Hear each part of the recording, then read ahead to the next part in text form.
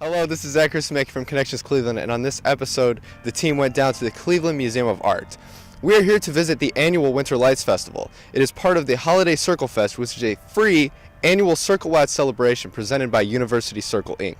Circle Fest is a winter celebration where more than a dozen of University Circle's renowned museums, gardens, galleries, churches, and schools open their doors free of charge and offer an afternoon of activities, music, food, fun, and shopping. Visitors got to take part in live performances from talented musicians, craft making, historic displays of holiday toys, storytelling, the city's best gingerbread house competition, and much more. For this event, Wade Oval becomes Cleveland's Central Park with the holiday market, food and beverages crafted by Table 45, ice carving demonstrations, horse-drawn carriage rides, photos with Santa, and an ice skating rink. At 5:30, the activities concluded with a special Wade Oval tree lighting and the Cleveland Museum of Art's dramatic Winter Lights Lantern Procession. We got a chance to speak with some of the vendors stationed at Wade Oval. So at Montessori High School, we have a microeconomy club, and the students learn about production and exchange. So we have artwork, we have soaps, hot cocoa, and salsa. The food items and the soaps were made with lavender and mint that the students grew and were able to harvest and then dry. The salsa, not with the lavender and mint, was made with tomatoes, garlic, and chilies that we also grew at the school and harvested and processed. So we're now at the stage where the students are learning about exchange. So we've set up, a sales sheet. They learn about that, what it took to pay to get the booth here, and then what we'll make as a profit. At our school, we have many partnerships with the Circle. So we have a partnership with UCI, and they reached out to us and let us know that this event was happening, and so it fit with us.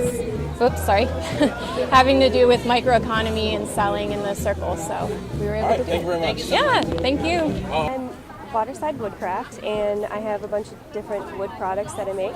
I make everything from the ground up. I have a sawmill, so I, cut the logs and make the boards, and that's what I have here today. I have coasters, cutting boards, stuff like that. How did you get involved with the event today? I have a friend that is from around Cleveland, and she suggested the event. And since it's the first one having crafters, I thought it would be a good. For instance, this wine board, like I said, I cut the log, so I get a rough cut board, and then it's a lot of planing. I plane it down, I cut it to size, and with these, I actually pick different species of wood, and I put them together in different patterns, and then I cut the shape out and do a lot more planing, a lot more sanding, and eventually I oil them. I use 100% food-safe mineral oil so that you could, cut food or do whatever you like. How long does that process usually take? Ooh, days. Days? Days. I have an Etsy site. It's Waterside Woodcraft, and also I update constantly on Facebook, like Waterside Woodcraft on Facebook, of all the new projects I'm working on. I just actually made the knife board, the knife block, recently. I'm trying to do a little bit more, and the chessboard also. So trying to expand out of cutting boards into all sorts of projects. The Health Foundation empowers individuals with intellectual and developmental disabilities, also known as IDD, through residential and summer education programs. Their mission is to ensure that people with IDD have homes, environments, and opportunities to be valued members of their communities. In serving this mission, HELP provides residential support services in Cuyahoga, Lake, and Summit County. Your contribution helps support people with IDD at home, school, work, and play. To donate today, visit their website at helpfoundationinc.org. We are Nectar Divine, and basically we make wine slushies.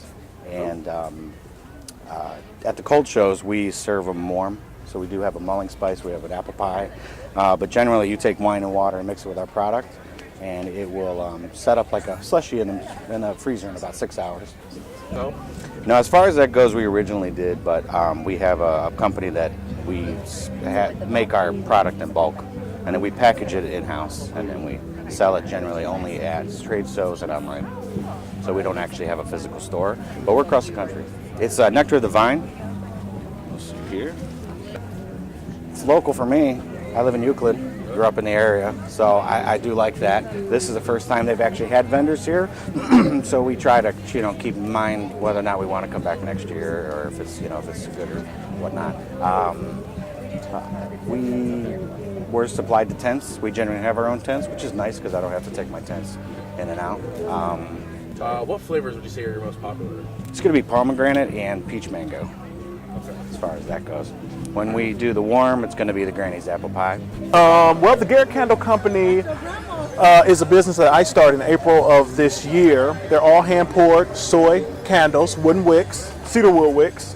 I started in April after my job laid off. It was actually, after my job laid me off, it was actually something I completely figured out last year. And my job was paying well, it was taking care of everything, and it was keeping me busy, so I didn't have a chance to get it started.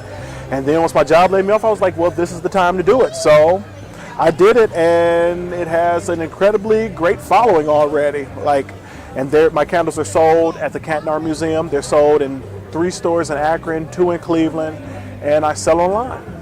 Well, all of my candles are poured by hand. The wax is 100% soy, so it's sourced out of Ohio. It took a little bit of time to pick the right scent, the right type of wax to make the scent right, but they're all done by hand. The wax was picked by me, the wicks were picked by me after going through different kinds of wooden wicks. All the scents were picked, and you just have to know the process of making a candle isn't difficult, but you kind of just have to play with it till you get the scent and the right mixture that you want and the right scent throw that you want. So after a while now, I'm just good. I do it. I don't have to measure temperatures or anything now. I'm good. Red Currant right now is my overall best seller, but either you're going to love it or you're going to hate it. A lady told me yesterday my red currant smelled like cat pee, but she liked all the rest of it, so she bought like 3 other ones. So, I mean, I was offended. I'm like, you told me my best-selling candle smells like cat pee, but, it is still my best seller. Right now, my favorite is the brown sugar and fig and the cedar wood and balsam. Events are by word of mouth. People who have checked out my candles before, I'm like, oh, I think you'll be a great fit at this event. So David, who's the guy who organized the event, I believe, he emailed me and asked me. So I said, sure. TheGarrettCandleCo.com, www.thegarrettcandleco.com.